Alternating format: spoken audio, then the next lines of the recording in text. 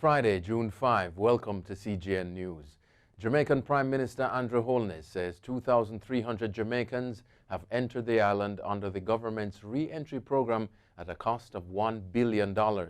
In a statement to the House of Representatives, the Prime Minister informed costs incurred were for testing, quarantining, logistics surrounding all operations, for meals and transportation and accommodation. He pointed out that of the persons that have arrived, 50 have tested positive for COVID-19. He added that the government is aiming to bring home about 3,000 of the 7,000 Jamaicans who have applied to return through the JAM COVID portal. The Trinidad and Tobago Coast Guard intercepted a vessel crossing the border from Venezuela into Trinidad and Tobago waters on Thursday. In a statement, the Coast Guard said while conducting border security patrols, it intercepted a vessel named FV Safruya 3. It said the vessel had been observed rendezvousing with another vessel across the border from Trinidad in Venezuelan waters. The vessel was stopped as they attempted to re-enter Trinidad waters.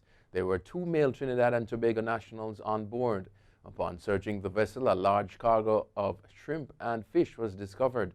The crew was interviewed and it was revealed that the contents of the vessel were purchased from Venezuelans.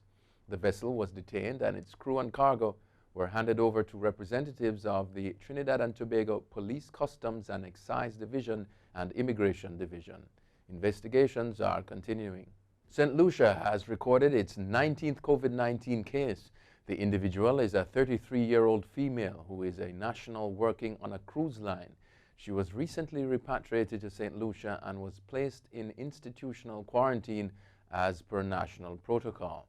The Ministry of Health notes that this recently confirmed case demonstrates the importance of protocol for having every returning national placed in quarantine and monitored for the required 14 days. International news now. The New Zealand government said it will provide free sanitary products in schools across the country in an effort to tackle period poverty, where girls or women are unable to afford or access sufficient menstrual hygiene products.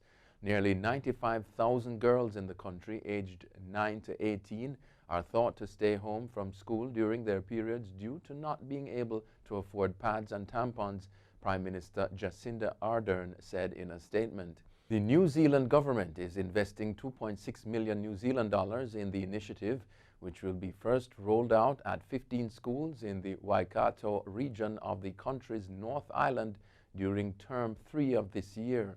The program will then expand nationwide to all state schools by 2021. A man in Egypt who allegedly had female genital mutilation (FGM) carried out on his 3 daughters after tricking them has been charged along with the doctor who performed the procedure. The doctor went to the girls' house after their father told them they would receive a coronavirus vaccination, Egypt's prosecutor general said. The girls aged under 18 were drugged and the doctor cut their genitals.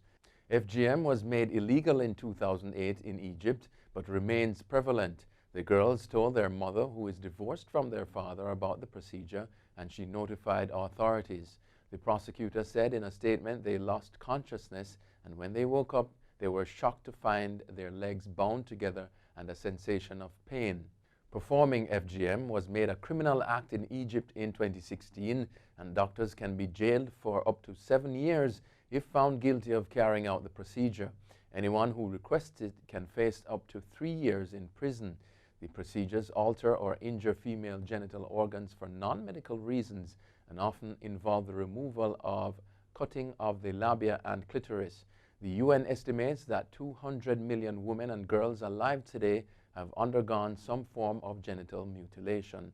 As much as 87% of Egyptian women and girls aged 15 to 49 have undergone FGM, according to a 2016 survey by the UN Children's Fund.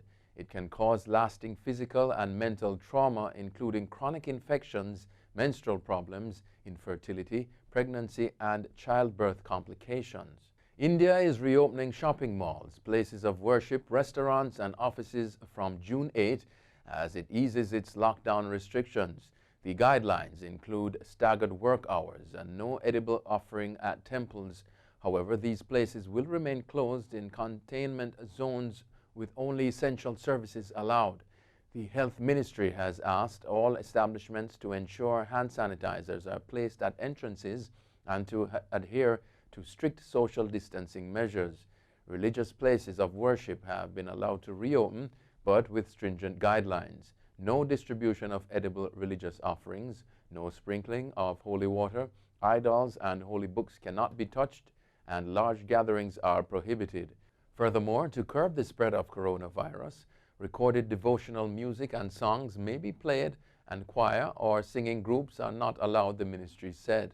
The Kenyan authorities have banned all single-use plastics, such as water bottles and straws, from national parks, beaches, forests, and other protected areas. The start of the ban coincides with World Environment Day and comes 3 years after Kenya announced one of the world's strictest bans on plastic bags. Before the coronavirus outbreak, Kenya hosted 2 million tourists a year. The UN Environment Programme welcomed the ban, saying it showed Kenya's commitment to addressing the global scourge of plastic pollution. It estimates more than 8 billion tons of plastic have been produced globally since the 1950s, and most of it has ended up in landfill or the natural environment. That's it for CGN News. I'm Scott Wilson. Thanks for watching.